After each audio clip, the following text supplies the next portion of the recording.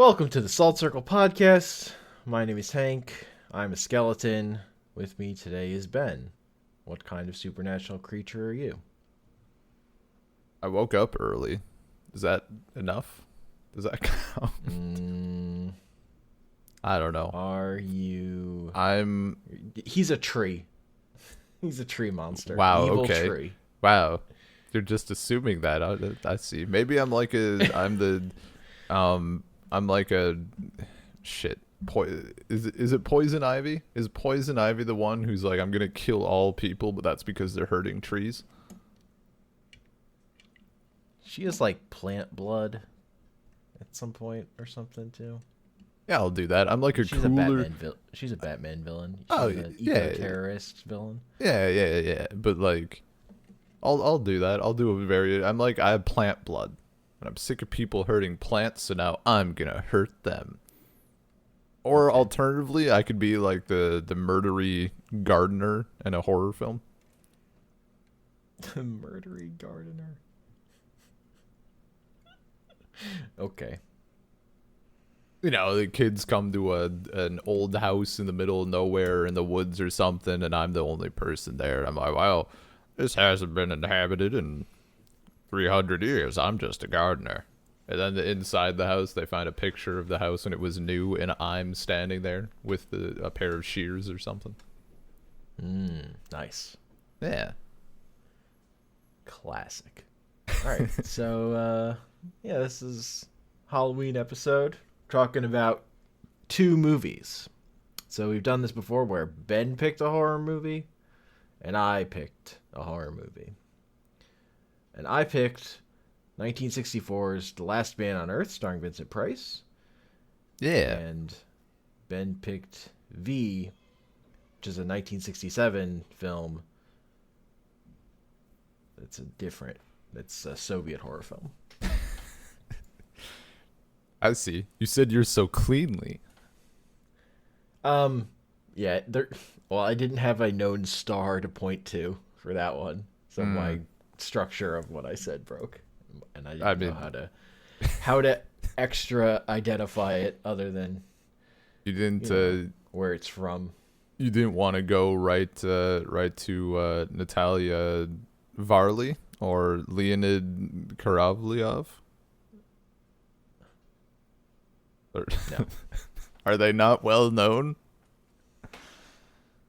Not to me. Yeah, no, Certainly not as well known as Vincent Price. Vincent Price is a legend. Ugh. I mean, I Yes. feel like for Halloween the rule should just be a Vincent Price film and other. It's true. Last time you brought the Vincent Price film. This time I had to reciprocate. Yeah. The good gesture.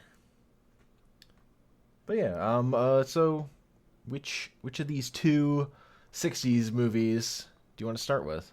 I guess Last Man on Earth. Sure. That's the older movie. Yeah, that's why I did it chronological. Hell yeah. Yeah, hang on. There we go. So this Had a hair in my The mouth. Last Man on Earth is it's an adaptation of the I Am Legend story. Also featured in the Will Smith movie I Am Legend, where there is a last man on Earth and everyone else has been turned into... I haven't read the original story. So it's based on a story, and yes. Is it vampires in the original? Yeah, it's vampires, just but in the novel, I mean, well, maybe less to an extent in the novel. It's vampires, but it's all like what they actually are is like also sort of zombies, which is especially evident what they're in this like in film. this movie. Yeah. I actually, I had seen one specific scene in this film before, as it turns out. In particular, the bit where he falls asleep in the church and he's getting back to his car and he's just kind of shoving away all these vampires. We watched that specific part in my vampire literature class. and I had Nice. forgotten about it. And then we got there. I'm like, this seems familiar. And then he's like pushing all of these zombie vampires away. I'm like, oh yeah, okay. Other than, Yeah, he shoves so many people. And then I love when he busts out the mirror for that last bit. I mean, I would react the same way if someone busted out a mirror. Oh no! I'm Don't idiot. show me like, ugh. That's so good. Yeah. Yeah, and so like another reason this movie like sits in my mind a lot is when it was pointed out to me that this movie came out like 4 years earlier than Night of the Living Dead, which is like the staple, like the movie that shaped all zombie movies and stories from then on. And this movie does a lot of the survival horror stuff that is like more remembered for. Yeah. Like there's just a lot of like survival horror stuff in this movie that came before the movie that established the genre, really. So even though like, these are vampires that can't look themselves in the mirror and are afraid of garlic and are allergic to garlic and can't go out during in the sun, but other than that, Yeah. I actually looked, and I had seen this before at some point. I Am Legend is one of those. The novel is one of those things I'm like semi fascinated by.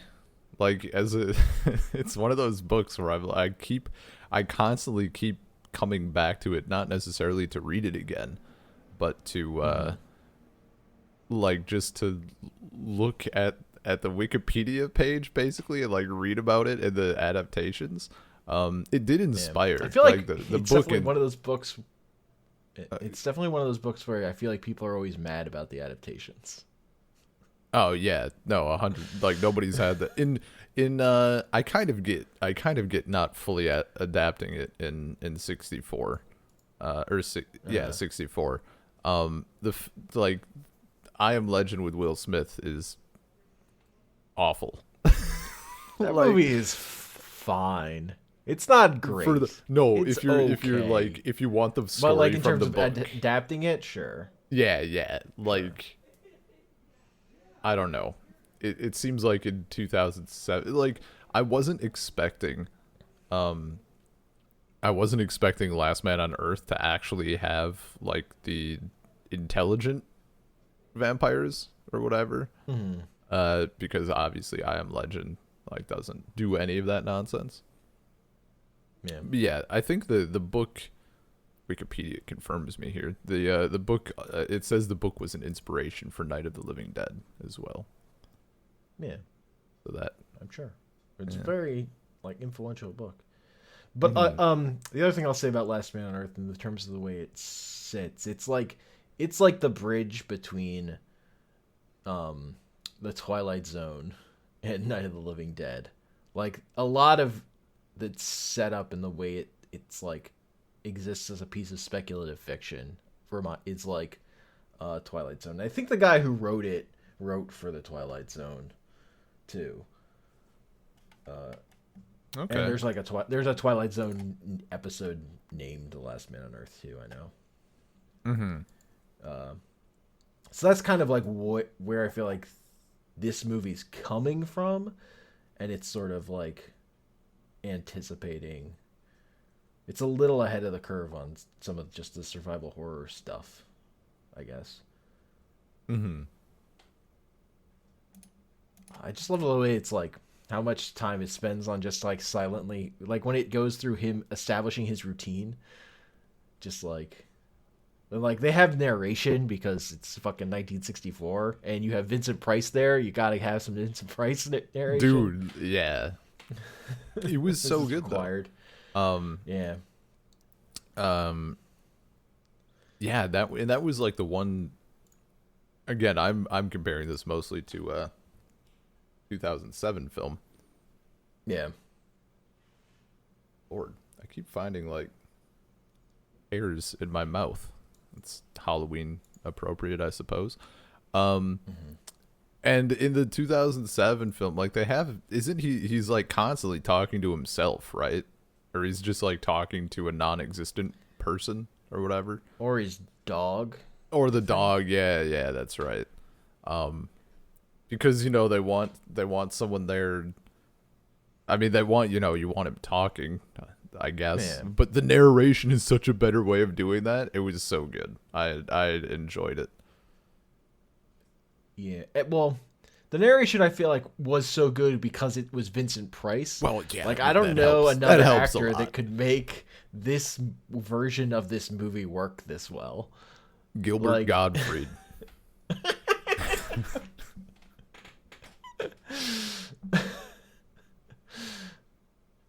And he does such a good job of swinging from like seeming to like all like wants in the world is to like get that dog and see it to like coldly murdering that dog. Yeah. And like really not feeling that bad about it. Kind of. It's like it had to be done. He's like he does a good job of like capturing this like coldly analytical guy. Mm-hmm. Who's an actual monster. Whereas Will Smith is Will Smith. Like yeah. He doesn't really have another place to go.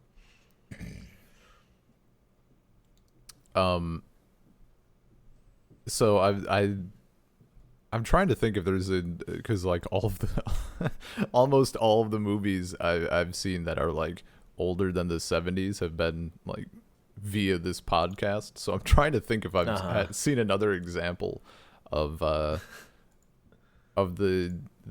like a child actor. Because I think the flashback parts, especially like with his family, they were rough. I found those by far like the hardest part to watch of this. Like I wanted to get back to post-apocalypse so badly.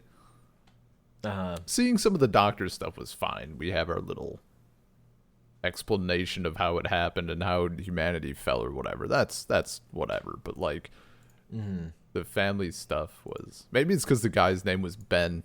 He rubbed me the wrong way. But yeah, a lot of that, like the voiceover stuff, which for the rest of the film, even if they would have used it, you don't notice much because it's narration. But here it's like the little girl's like, Uncle Ben, and her mouth is just like not moving. This scene. Yeah, I'm not used to it. It's not good. No. Like I was watching this like for not the first time, and I'm like, wait, what is she doing? Oh, right, she's blind. She's saying she can't see. Yeah, she's asking for them. Like, well, I mean, right, that's what's happening here. And I was watching it, and all I'm seeing was like, like she was making mouth noises, and I couldn't put it together. Well, and then she kept asking for her mom, but like, I mean, I don't want to ream a little girl. It was a bad scene. I don't want to ream a little girl too much, but damn, how hard is it to like not look at the person you're calling for? Like she kept looking right at her. Look, she's like at least 60 or whatever. It's fine. She can take it. If she's still alive. I'm not going to calculate how old she is. I think older than that, probably. I'm just being generous.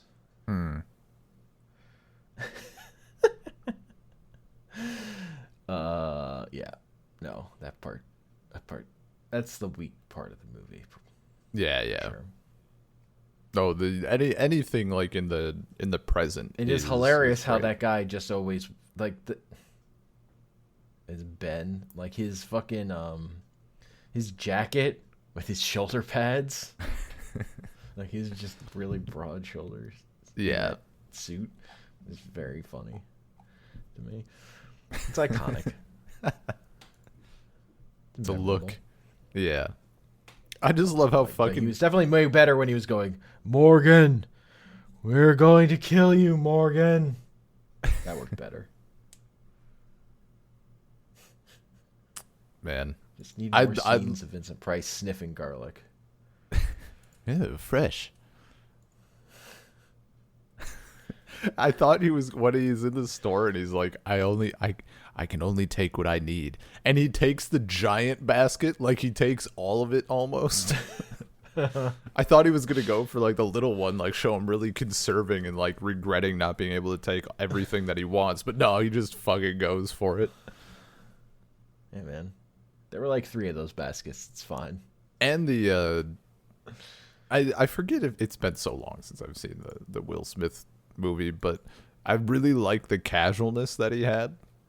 Like, because I mean it's daytime, but like, just a great job of like, yeah, no, it's day. I don't have to be scared. Like he's fucking making noise. He's like just clonking shit around. He's like kicking cans in the aisle and stuff. Like just like the way he moves. Like whether it's staking a vampire, throwing a corpse in a fire, lighting a torch and tossing it, like just very casual. Yeah, yeah. It's like very effortless. I love the way he throws that torch. I was so pit. I was so. I mean, I guess maybe not fully confused. To me, I interpret when they first show us that pit and it's the shot with all the smoke pouring out and shit. I assume that it was like still burning. Like he just keeps this pit burning. Yeah. Well, I think it was smoldering. Okay.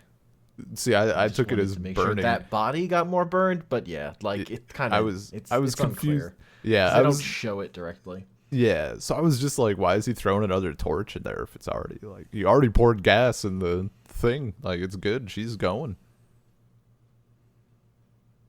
Gotta be thorough, man. I'm surprised. I'm surprised they didn't just actually burn gas. It seems like a thing they could have done back in the day.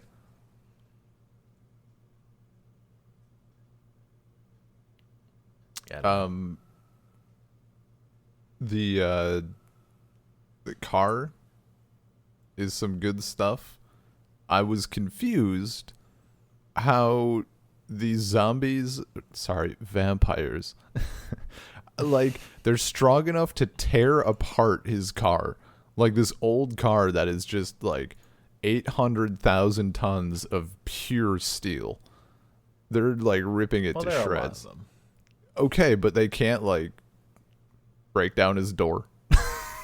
Like they're trying to get into his house, but they're not trying that hard. Wood is too powerful. I guess, yeah. The nail mightier than the door hinge. Well, like it looked like they ripped out the engine too. Like there was nothing in the hood. And I was like, okay, like look, they got a wrench. they had a mechanic zombie vampire. Yeah, because they're not supposed to be that strong compared to him. Yeah. Because it's like he just pushes them around. I also like how much taller he looks than everyone. They so often in movies, I'm just used to like the movie stars being tiny, and it's all like trickery to make them look taller. And Vincent Price is just fucking like physically imposing over everyone in this movie. He's just big. Yeah. Which fits to him being the legend. Or legend? I guess there's no the. Also, I love his map. Yeah. Just like going into apartments every day, murdering everyone. Dude, the fucking like the one with it was such a nice touch with like of course this is something that like I always was annoyed about in the Will Smith movie. Like they never touch on like the section of vampires that are like still functioning basically as living intelligent entities. And in this one, like, there's that girl in the apartment who, like, clearly has this spark of intelligence behind her eyes, and, like, nah, I'm already, like, yeah. I would save you. Him going around systematically going to apartments and staking people, yeah, like, really establishes him as a monster in the way that, like, Will Smith fighting monsters in the streets doesn't. Yeah. Yeah.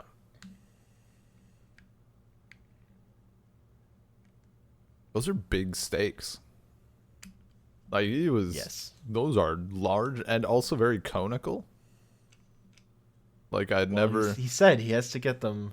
You have to go in and keep the wound open. Oh, I suppose. Oh, he does. Yeah, he does say he needs to keep... the point of them. Yeah. Yeah. Because he said something... They, like, toss in a line about their self-healing or something, right? I think, yeah. They play very well on camera. Sure. Big chonky cones. Yeah, it's just funny, like, watching a movie that's, like, so, like, oh, it's a virus that turns people into monsters. Obviously, vampires. Like, that doesn't connect with where the tropes have gone moving forward. Like, that's just always zombies now. It's just funny that it's like, yes, they're vampires with all the classic vampire trappings of allergic to garlic.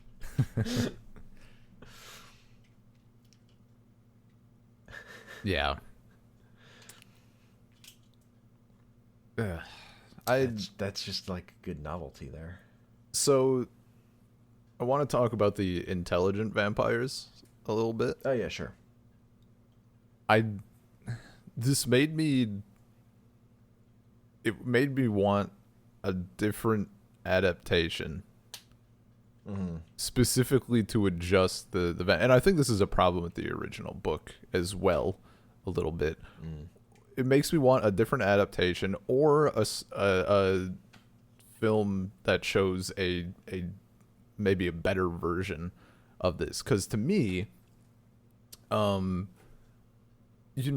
it's he's killing them, right? He's like just systematically destroying these vampires. But the vampires are also people. Like, that woman's talking about how she watched her husband die and all this stuff. Like, they're clearly, it's not like they've lost their memories or their emotions or some section of whatever.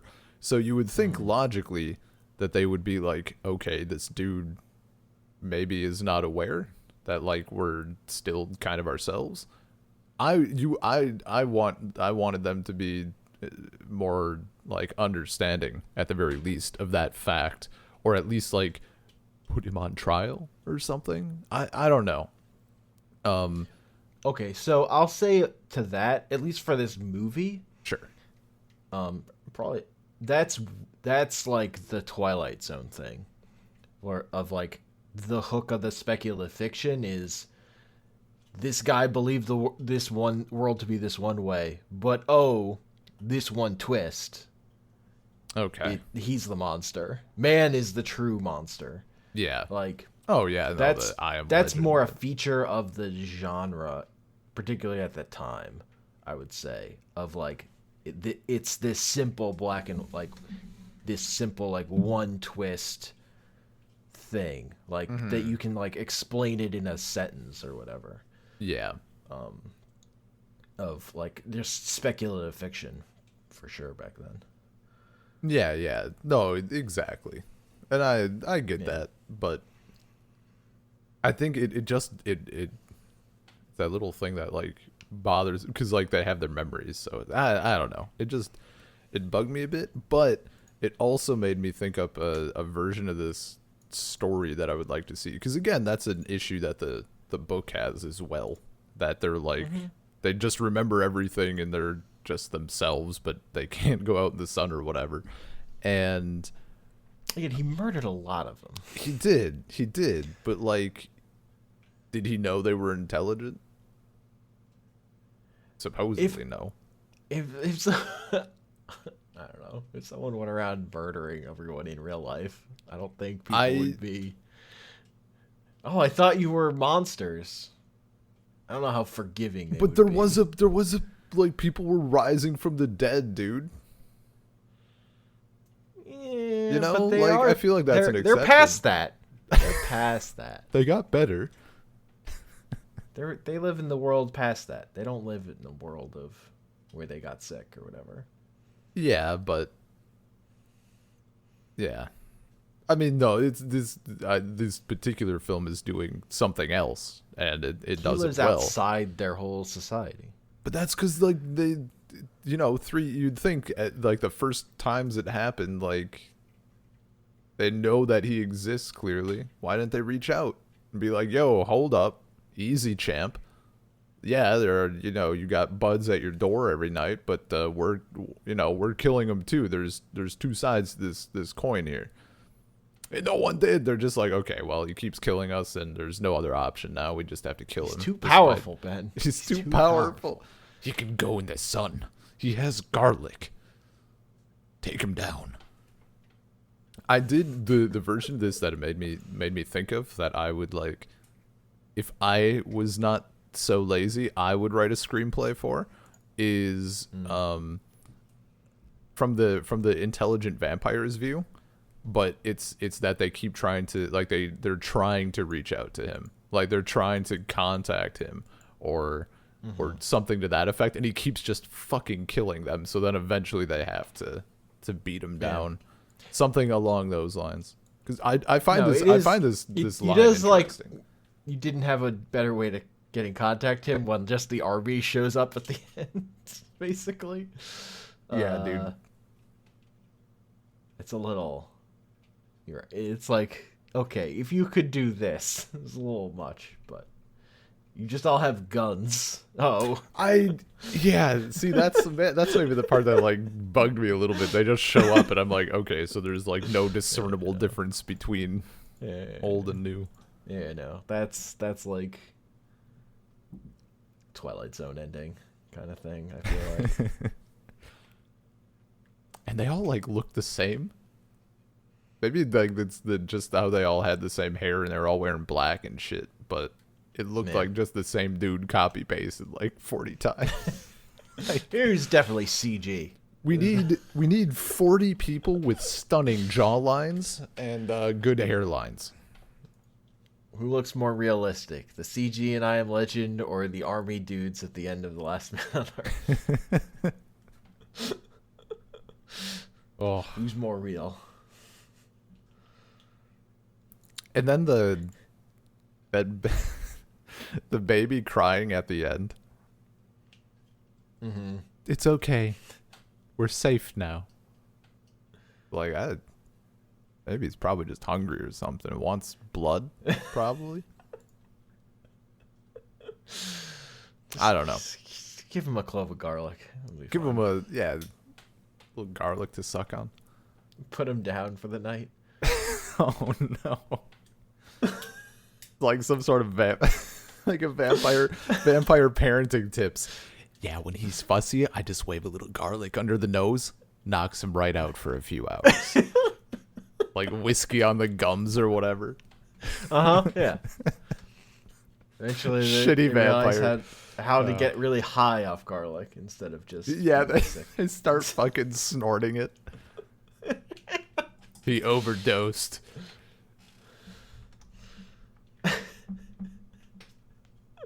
I do like.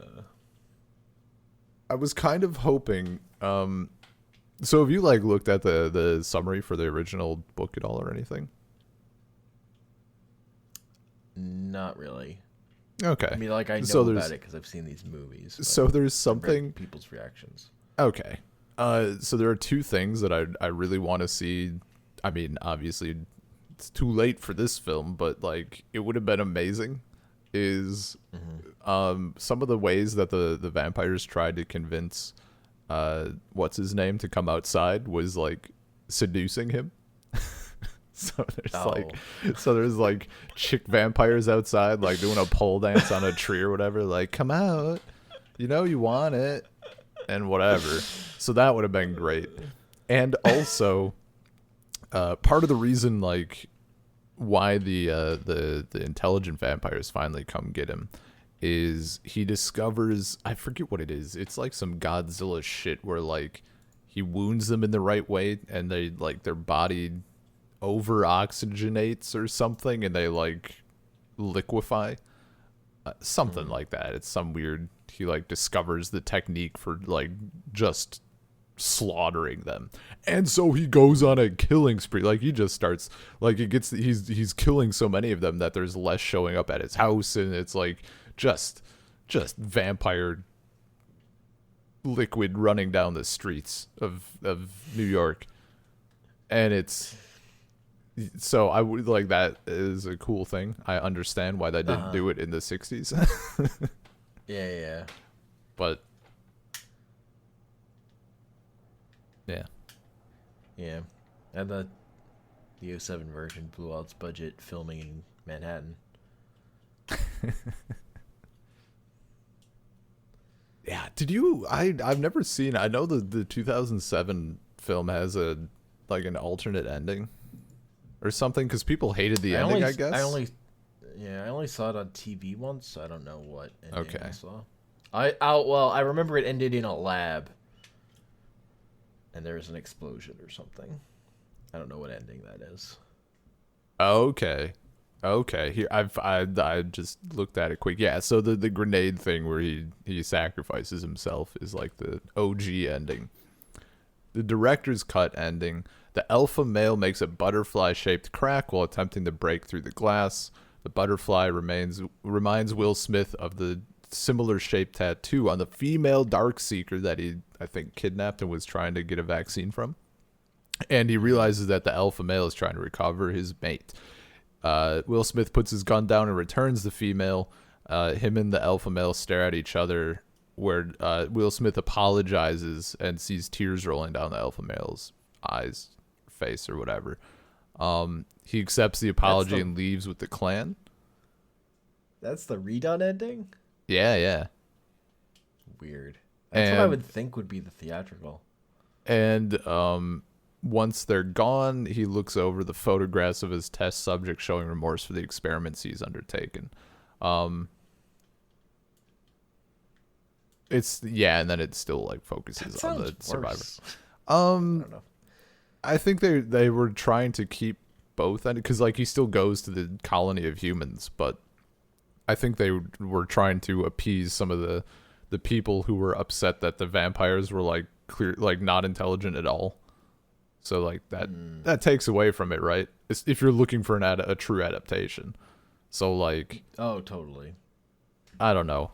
It's that same, like, these are supposed to be intelligent. He's just like, why wouldn't you just blow all of their heads off with a shotgun and kidnap them for human experiments if they're not if you're trying to find a cure?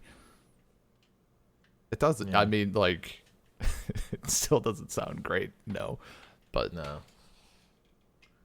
Look, the important part of that movie is he was sad when he killed his dog. Dude, we watched that film in school, like during like we did like what are they called? A lock-in? We like stayed at school like the entire night or whatever, and everybody stayed awake all night. And in one of the rooms they were showing this movie, and a bunch of us watched it. There was one guy in my class who was like, he kills the dog, and like all these little 6th graders are crying, and this one kid is like, I don't get it. Like, he didn't understand why it was sad. And like, I guess he had never ever had a pet like in his life, and he just didn't understand like why it was the weirdest fucking thing. Everyone's like, "What is wrong with you, dude?" He's like, "It's just a dog." You monster. Yeah. But no, this was this film was great. This was good shit. And I mean, again, Vincent Price, like why wouldn't it be, right? Yeah. Look, one day we're gonna do the Dr. Goldfoot duology, which starts with Dr. Goldfoot and the Bikini Babes, I think is what the first one's called. I mean, and go on. Yeah, it's what you're thinking. And then the second one is like an Italian knockoff of it, but they still hired Vincent Price to be in it. Oh, God bless. That's amazing. And that movie like completely just falls apart. It's just like it's a trip. Look at all these films that But yeah, Vincent Price. now we has can been talk in. about your movie V. Yeah. So V is like the on Wikipedia it says first, but really it's kind of the only, as far as I'm aware, it's like the closest thing that the the Soviet Union got to a horror film, largely due to censorship laws at the time.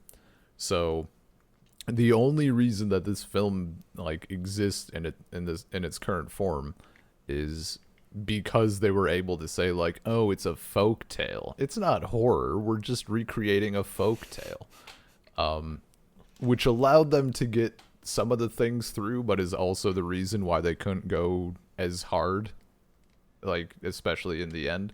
So, yeah, it was hilarious. I mean, it's certainly not one of the greatest films I've ever seen. But I really liked it. It was pretty good. It's very interesting. I don't dislike it at all. Yeah. It definitely. The weird part about it was it had a feel like the setup where these three guys stay at this old woman's house. Mm-hmm. I felt like we were gonna get a story about each of them after the night there, but we only focus on one of them. Yeah, and then we get to the other two at the very end, just hanging out and having a good time, doing their work. Mm-hmm. So that was a little weird. But other than that, it did feel like classic, a classic story. Yeah. I thought. That setup of like you have to do this thing 3 days in a row. Yeah. And like obviously he's going to die on the third day. That's just how it's going to go. Yeah. So also a lot of bad haircuts. Dude, bad haircuts. The haircut, a lot of great mustaches though. A lot of absolutely top tier facial hair. So this is based it's based on a novel of the same name. And I want to read. I've looked at the summary of it just kind of to get the folklore background and stuff, but the novel seems great. And actually I talked to Anya's parents a bit, like asked them if they had seen this movie, and they're like, yeah, we saw it. I'm like, is it scary? And Anya's mom like saw it, like when she was like 5 or 6. She's like, yeah, I was really scared as a kid. And the novel does some great shit that I would like to see. There is maybe in the future there is a 2014 remake of this film. From what I've read, it is like hot garbage in most ways, but apparently the effects and like some of the decisions with the demons and the witch and stuff are good. But yeah. Anyway, moving to the actual film. Yeah, so V is about these three young men, well, eventually one young man from a seminary school, which is like, I don't know, that's kind of the stereotype. It's a stereotype I've had in my head about like Catholic schools, having grown up near one. Like everybody's just rowdy as hell. I forget it's just a different kind of prison for young men. I forget what he says they did. What was it? They got a deacon drunk and like had him sing indecent songs, and then 3 other people like did something else the last time they had a break. And then on their way out they like steal a goose and like all of the women, and they're just like running past. I was laughing. It was pretty good. Yeah, it was pretty good. Yeah, and they come to a farmhouse, and there's your farmhouse in the middle of nowhere, and there's an old woman who tries to sleep with our protagonist, and he's like, whoa, easy, it's Lent. And even if it wasn't, I don't think so. So she rides him like a horse, and then she gets a broom. because she's a witch. You need that visual indicator. Yeah, dude. The riding him and using magic power is not enough. You need the broom there. Yeah. You know. And then, he's flying, and that's when he realizes that she's a witch. So they land, and he starts just beating the shit out of her with a stick. And she says that she's dying, and then suddenly, he's not beating an old, ugly woman. He's beating a young, slammin' hottie. Mm-hmm. Yeah. And that leads to some then he problems. gets scared and runs away. He runs all the way back to the seminary. I will say, the beating is like the one of the worst parts because it's so fake. Like, oh, dude, their ability to like convey a person hitting someone else is very poor. That's like they're the worst at that. They rolled a 1 on that check. Pretend to hit a person. Like when the young lady is screaming out like, "You're killing me! I'm dying!" I'm like, really? Yeah, That's all it takes. Just like waves a stick at her. It's like a couple of love taps and she's out. But yeah. So that's a connoisseur of violence in movies. That part left me wanting. Yeah. So yeah, he hightails it back to the seminary and then finds out that the daughter of a rich nobleman has died, and on her deathbed she said that she wanted him to come read her last rites and that sort of thing. So of course he's not really down to do this, but he goes off anyway. Gets in the very spacious wagon with a bunch of Cossack dudes, and I didn't get that joke. It's like a joke about how spacious it is. How big the wagon is. I don't. I feel like there was a joke there that I wasn't. Felt like it was going over my head. There definitely might have been. And also the subtitles seemed pretty good, but even I was able. There's one that they always mess up. Sometimes when they say "Gospody," which is like "Oh God," but it's often used like we would say "Oh my God," like "Oh Christ," and for some reason they were translating it like seriously, religiously, I guess, like "Oh Lord, please," blah blah blah. So maybe there was just something like a little bit lost in translation. I don't know.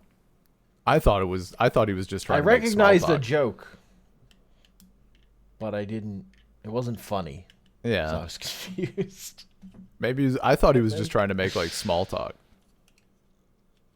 Yeah, I don't know. I thought it was nobody else was into it. And then the next scene, he's like in a different part of the. I didn't know if it was to cover up the fact that they like cut around him moving in the wagon in ways that didn't make sense, because the shots were kind of set up differently in the next scene. Yeah. No, that wagon didn't look as spacious as the way they shot it. I'll say, like the physical way he moved about within it didn't line up with how much room it actually looked like there was in there. So maybe that's part of it. Yeah. So they come to an inn, and essentially from this point on, the entire movie is just a vodka-induced stupor. I don't think it ever really stops. They just start drinking, and it doesn't ever let up. Yeah, but he gets to this little village, town, estate, whatever it is, and dead girl is there, and he lies to the nobleman like, I don't know her. I don't know how she knows me. I mean, he kind of doesn't. Yeah. But like, Like, what are you going to tell her? I saw a witch turn into your daughter, sir. I was That's not. surprised he had the balls to say, like, later on when he's like, the devil is in league with your daughter or whatever. Yeah. I'm not sure that was the right move. I don't know that that was the play in terms of trying to talk his way out of that, but Yeah. Yeah, so most of this movie is fairly, I guess, a normal non horror ish. But when he's in the church for 3 nights, he has to read rites for this woman, and when he's in the church, things get a little spooky. yeah, she like wakes up and starts trying to get at him, but he's got like a circle so she can just mime on the first night. Man, how great would it have been if it was a salt circle though? I know. It would have been so on brand, but he uses chalk. Yeah. I mean, we could also have called ourselves Chalk Circle, but just doesn't have the same ring to it. Doesn't have the same ring to it. And also, a magical circle. I generally would think of a salt circle and not. Yeah, no, maybe they couldn't. But a line of chalk was certainly easier to film. Yeah, it's true. Easier to bust out in a hurry. Easier to believe that he could like feasibly create one while drunk. I mean, just drunkenly I'm sprinkle. amazed he drew as good a circle as he does every time. Like, he was really good at drawing a circle on the ground. That was a good circle every time. And like, I know like the like, and that's even with like, you could clearly see the outline of a circle already there. Yeah. Like the way the wood was worn or whatever. So I thought. Yeah, Go these on. parts just seemed like a lot of fun to make. Is really the thing. Like these night scenes, like the people who made this just seem like they were having a lot of fun. Yeah. With like having this girl stand up in this coffin and it flies all around. Mm-hmm. Also, a way you can tell this isn't an American film is that coffin, or a modern American film, I guess. Is that coffin is so tiny. Like, my first thought is like, wow, that coffin, like, they using a prop coffin? That coffin's so tiny. And they're like, wait, no, she's a tiny girl and this isn't America. They just made a coffin fit to fit this body that actually makes sense instead of being a fucking bed. Yeah. Yeah. We're not fucking wasting materials in whatever age of Russia this takes place. We're not building a twin bed for this dead body. Yeah. I like when she's I mean, so the first night she's kind of just walking around, she's like beating on the ring of protection, kind of like mime on a glass box. I think it's the second night when she's surfing on the coffin. Hell yeah. Fucking like, she's like laying in it and then she's sitting and then it cuts back and she's like fucking hanging 10 on the... It's pretty good. I liked all those crane effects. Yeah, it was pretty solid, all things considered. I was a big fan. Was it the first night? There was a cut, or it was is that the right term? Like when you want to. So the scene I'm thinking of is when all the candles are suddenly out. Mm-hmm. Is that just a normal cut? Is there like a special word for? What's a jump cut? Jump cut. So, well, I think maybe like more of an effect because they wanted them to all just go out suddenly, but obviously at the time you're just cutting like that, right?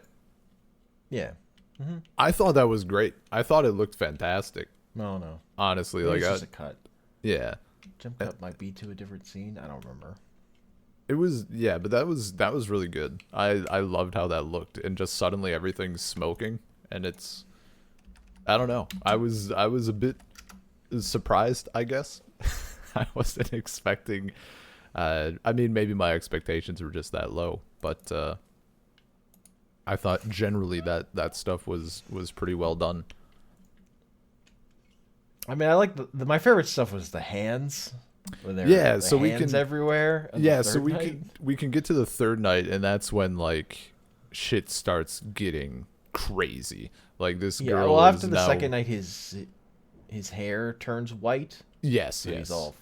he's all freaked out and like tries to get his way out of it again, and is like, I don't want. He doesn't believe the guy. He says he's gonna give him like $1,000 or something, or whatever, Soviet dollars, rubles. Yeah, rubles. He said like the guy says he's gonna give him a lot of money for doing this, and the guy doesn't believe him. Actually, He really just wants to get out of there. yeah, I think it was just gold pieces at the time. Gold. Yeah, That makes I think it was sense. just traditional because it's so old. Yeah. Yeah, But they like catch him and make him do it. yeah. So he's, I mean, the second and third nights, he just gets fucking bombed before going to do these rites. Oh, the was it the first or second night when he like he does some coke? He does fucking stuff. He's like, just one sniff, just one sniff can't hurt. No, it's the first night because he talks about not being able to smoke and what a shame that is. Yeah, so I think she wakes up right after he does the blow. he snorts. Yeah. Okay. Yeah.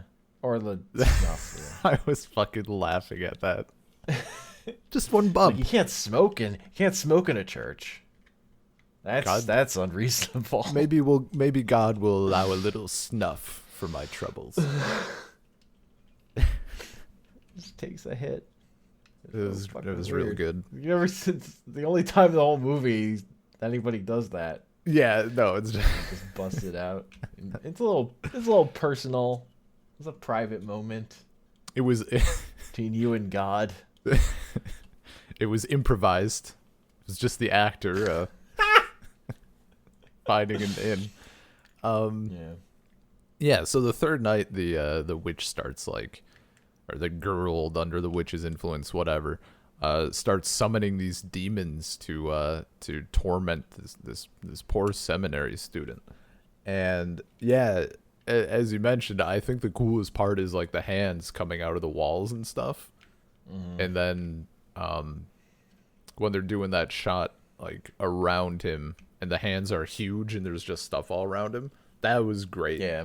It was really cool. Yeah. It's a really good shot. A good effect of just overlaying those hands. And it didn't look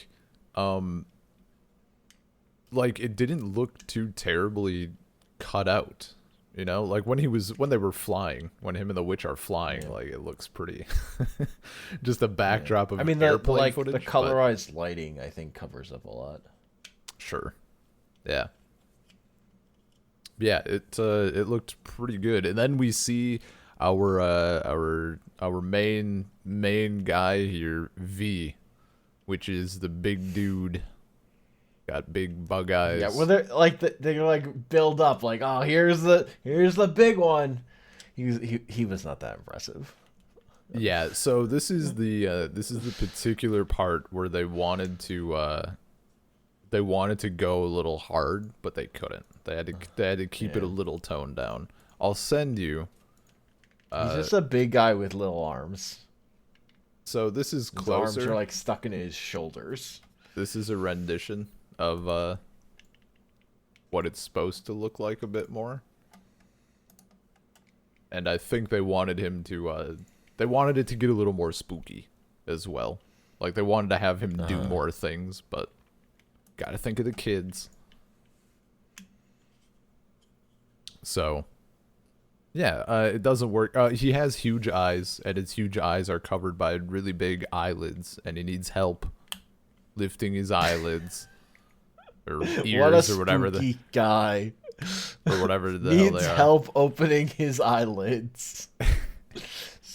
And then the spookiest. And you can't look in his eyes because you'll lose your spirit. Yeah. I thought his voice was great. Just that super deep Russian voice acting. I enjoyed it. I was like, I didn't expect him to speak, but I'm glad that they didn't fuck it up. Like, imagine if he starts talking and it's just the voice of fucking Teddy from Persona 4. That'd be no good. Doesn't work at all. Yeah, I just think he was nice and friendly. Oh, you'd think he's a really good criminal. You'd think he's a criminal deserving of the worst punishments we have to offer. Yeah, and the demons are, I mean, they end him. Yeah, they just decide now we can get through the circle now. I mean, they finally broke with the, you know, the morale boost from from Big Boy was enough.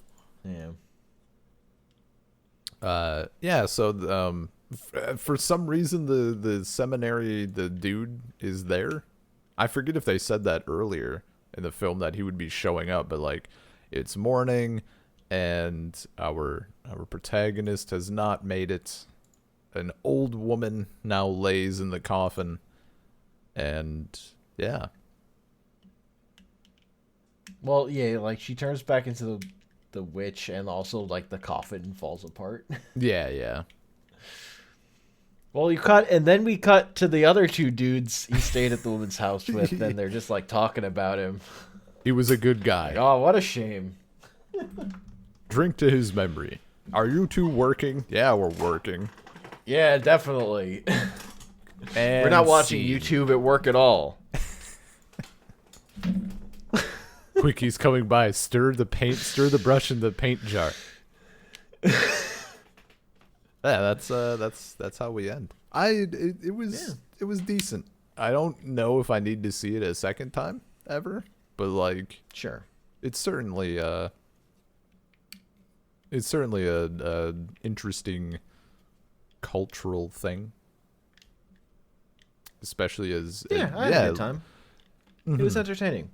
It did a good job of like looking at people's faces for the earlier part, like just its interest in humans as just things that were there, like kind of carries the first part, and then when it gets to the horror part, it was fun. It seemed like the people making it had fun.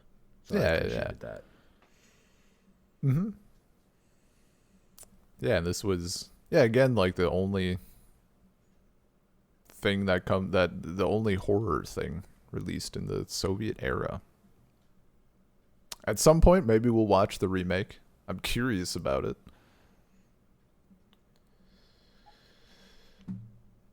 Yeah, I wonder. Probably not as good. I can't imagine. I doubt. I think, if I remember right, I'll check here. If I remember right, it like did very well. It's one of those things where critics were like, "This is hot garbage," and how dare they do this to the original film? And audience reviews were like, "This is awesome. These effects are so good." Maybe I'll like it. I do like horror effects. I'm sure it's like way worse at the human element. Oh, no doubt. Let's see. It was a huge commercial success, even breaking a record for opening weekend in Russia, but was met with mixed reviews.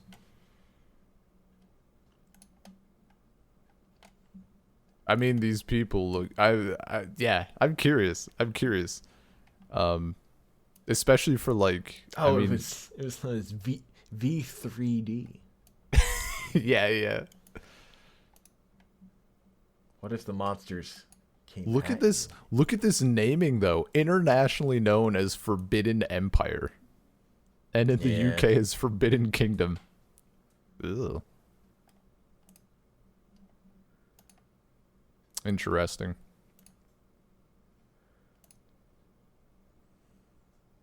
Yeah, I'll Well, the witch looks more like a weird goblin.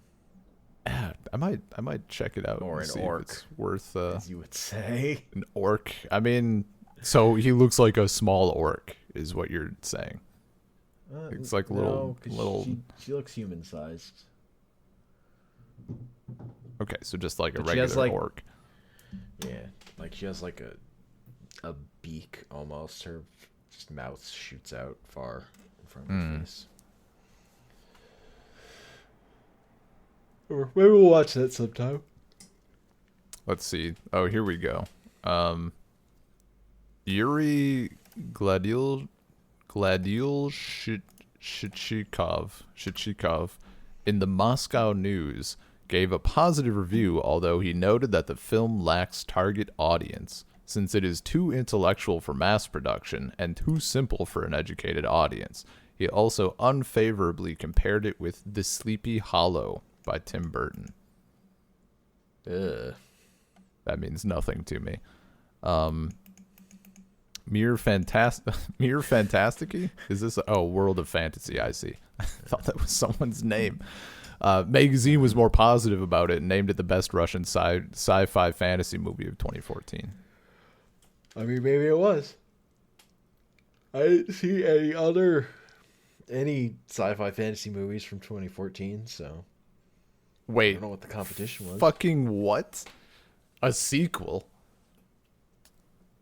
Oh, hell yeah. No. Alexei Petrukin and Sergei Selinov, like the same people, like they got the people for the main people from the 2014. Forbidden Empire 2. During the conference, it was confirmed that the filming of the sequel, titled V2 Journey to China, has been started. Oh no. It says it debuted in China, but like, did it come out anywhere? Just Russia and China, I guess. Amazing. Now they said, okay, the film stars Jason Fleming from the original, Charles Dance from the original, Rutger Hauer in one of his final films before his death, and Jackie Chan, Arnold Schwarzenegger, and Helen Yao. Arnold Schwarzenegger was in this? What? I mean, probably for like a scene. I suppose. That's so weird. Journey to China. Just desecrating this original film. Yeah, no, I'm down. It doesn't seem like it did well. Oh no, I mean, but that's only U.S. box office.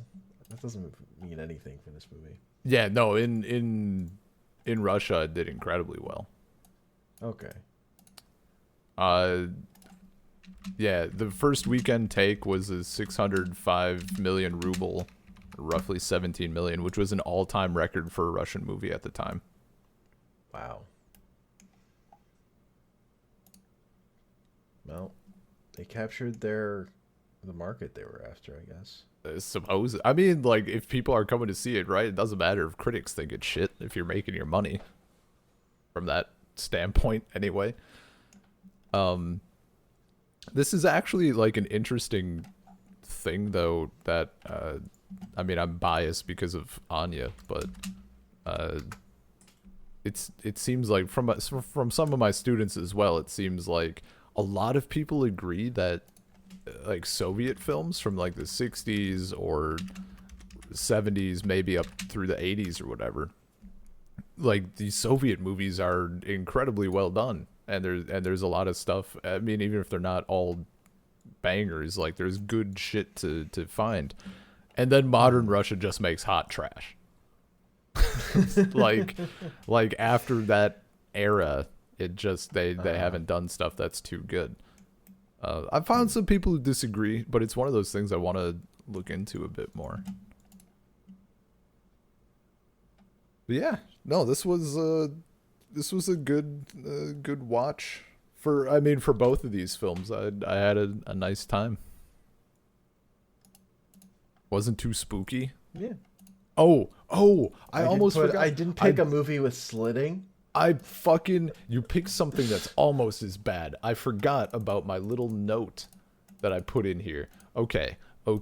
So the YouTube, we watched, The Last Man on Earth is on YouTube, like, in full. So that is where we watched it, or where I watched it anyway. And at one, there's also an AI colorized version on YouTube. Oh. At one What's that? At I can't stomach black and white. At 1:13:49, you can see it if you start a few seconds before. One of the worst things to happen in this film. I didn't like it. You can see, like, this chick. What, I forget what her name is. Who's the vampire chick that like wants to kill him but then can't do it and he cures her? Do you remember her name? Ruth. Ruth. Yes. She has like serious. It's a bit sexist, but I call them girl elbows because it's a thing that girls usually have more than guys. Her elbow bends like completely inverted.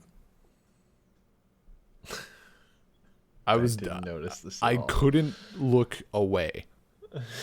I couldn't stop. She did it, and I just like. It was so unexpected. It was so unexpected. Like she's leaning, and then just like she decides, like she's leaning fine, and then decides like it's not enough, and she like kick, like her just elbow like inverts, and like you're gonna snap your arm in half. So yeah, it was spooky. It was a scary film. It had moments. It had jump scares. I just like that guy going, Morgan. Morgan, we're gonna kill you, Morgan. We're going to kill you, Morgan. That's his best friend. Well, time to put on some classic jazz to drown out the sounds of agony from outside. It's pretty good. I was like mildly. I thought. See, and this is of course like a maybe a more modern movie thing, but I was like when he put on the jazz album, I was expecting him to go fucking ham, like just start slaughtering zombies outside the door, right? Nope. He just that would totally, if this was made like now, that's totally how that scene would go. Yeah. It'd be the ass kicking scene. Yeah. It'd be like that scene in Kingsman. The church scene. Yeah. What a good scene. Yeah. I mean, I just saw a scene in a TV show that was comparable, but you can't watch it because it has too much slitting. How are you like with what? Like, how are you? I mean, if it's like a sword or something, or even a big knife, like that's fine. It's when it's like a razor or a box cutter or something. That's when it gets bad. Like, why are you? Well, so this show also has a scene where a character wakes up and gets sent like a video of someone holding a box cutter over them while they were sleeping. Yeah, I don't like that. And then starts opening the box cutter. So it also had that. If I got sent a video like that. There's no telling. There is no telling what I would do. Yeah. Like, that's how I become like a paranoid basement dweller. Honestly, it was the director of The Raid, so like comparable to that stuff. Yeah, you know what? Hammer preferable to box cutter. I remember nobody actually gets cut with a box cutter, but people get cut. They're rough scenes. What's the yeah. Because like if there's like a sword fight and someone gets sliced, like that doesn't bother me generally. Or like the first big fight he's using. Okay, so the first big fight he's using a dart. Like, you play darts. He slits guys with that, and then he fights a guy with a meat cleaver, and he has a mattress. Meat cleaver versus mattress. I don't know. It could go either way. I mean, there's like stuff in John Wick that sometimes gets a little spicy, but that's ultimately fine. Yeah. Or like, I would say this is a step up from John Wick. This is more intense than John Wick. It depends. Like, but I fucking love the show. So if it's action enough, it might actually be like if it's a fight scene and somebody's getting slit and it's like fast paced. I handle that much better than if it's like Marriage Story, where it's slow and it's like this thing. Man. I don't like that. If it's or like The Raid 2 has the scene that you wouldn't like because it's like a slow conversation and the bad guy is just like casually slitting people's necks one after another. That's no good. That's like the Breaking Bad thing, right? Where he just like cuts the. That's no good. Fast fight scenes are a little better. It's usually because it's over faster, right? You're not focusing on it as much. You're focusing on the movement and the action. Right, no. There's a slow, like a character poisons someone so they can't move and then slits his wrist so he will die by bleeding out. Like that also happens. Okay, yeah. So this show is blacklisted for all of eternity. Yeah, no. Oh, that's no good. Now that I'm reopening that file for like the reasons Ben can't watch this show I love. Right, it's too much. The part where that they sounds like poisoned too the much. guy and then slit his arm. That's so too much. That's too fucking much. Especially if it's the arms. Especially that's how I would describe the show. The show is extremely too fucking much. Yeah. The entire world's getting desensitized. I'm going the opposite direction.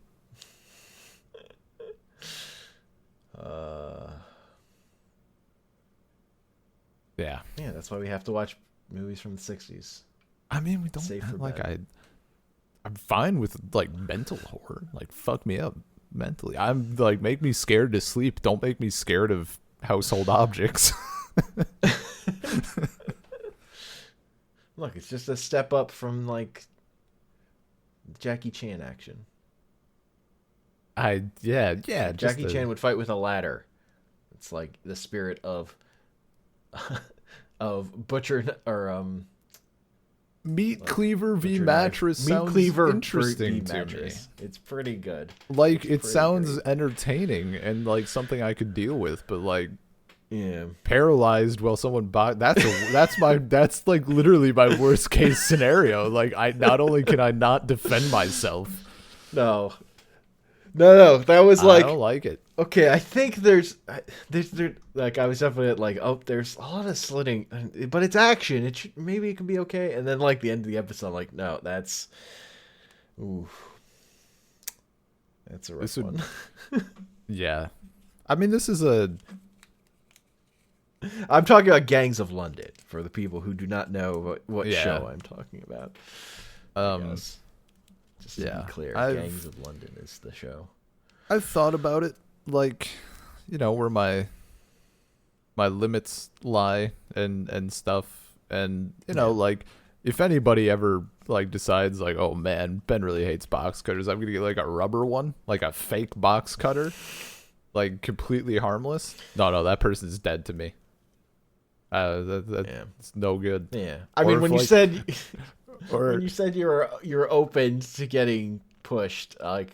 I wanted to do the Evil Dead remake where a girl cuts her fucking face off with a piece of glass. But I think that's too much for you. It's like not good.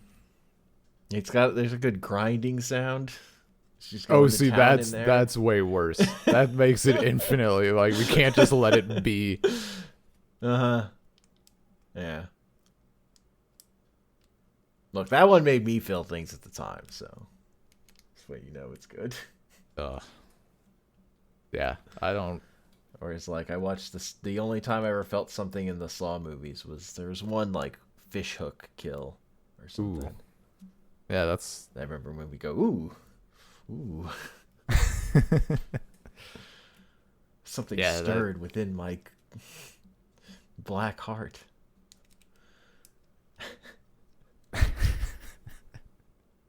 I just want to feel again. Yeah.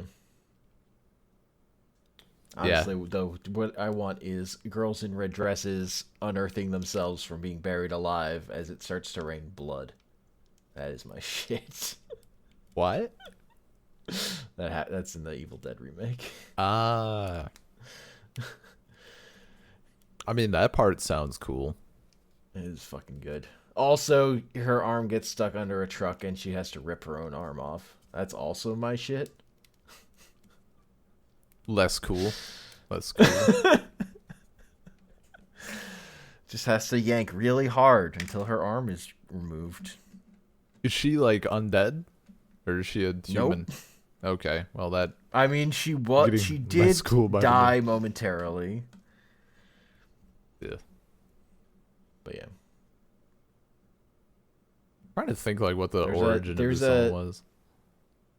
There's a comic where X-23, who's a clone of Wolverine, she has to like cut off her own arm to escape, and then she's like carrying around her arm for a bit because she has to cut out her adamantium claws that are in that arm so that she can put them in her new arm that's gonna regrow. Great. That's like, oh yeah, I love this character forever. She's the best. I mean, in a comic like that'd be much more tolerable. I don't know. I also just like the image of her running around carrying her own arm. Yeah, I watched. You know what a horror film is? Fucking. How many? I forget the number. 128 hours. Thing like the. Yeah, that's, no, that that's one no I good. didn't want to do that. That's no good.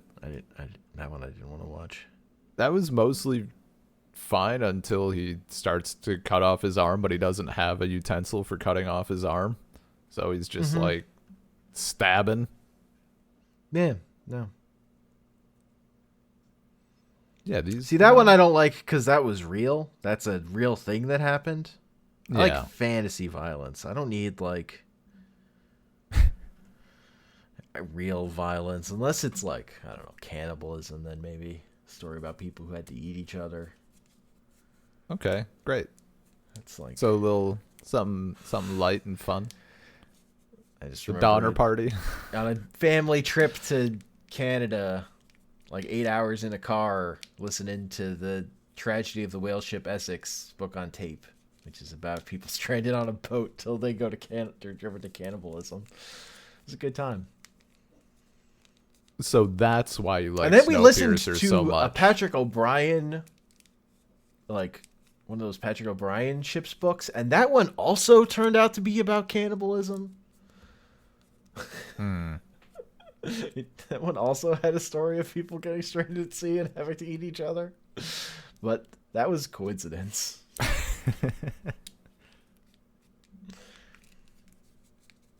Yeah. No, it's another good round of Halloween films. Happy Halloween. Ooh. I like horror movies. I like some horror movies. You can email us, saltcirclepodcast@gmail.com. Find us at saltcirclepod on Twitter. We're on Google Podcasts, Apple Podcasts, Stitcher, Spotify, Salt Circle Podcast. You can find our episodes hosted at anchor.fm/saltcircle. And you can find me on Twitter at Comic Panels. And Ben deleted his Twitter, so just hit him up on the Discord, the Burning Barrel Discord,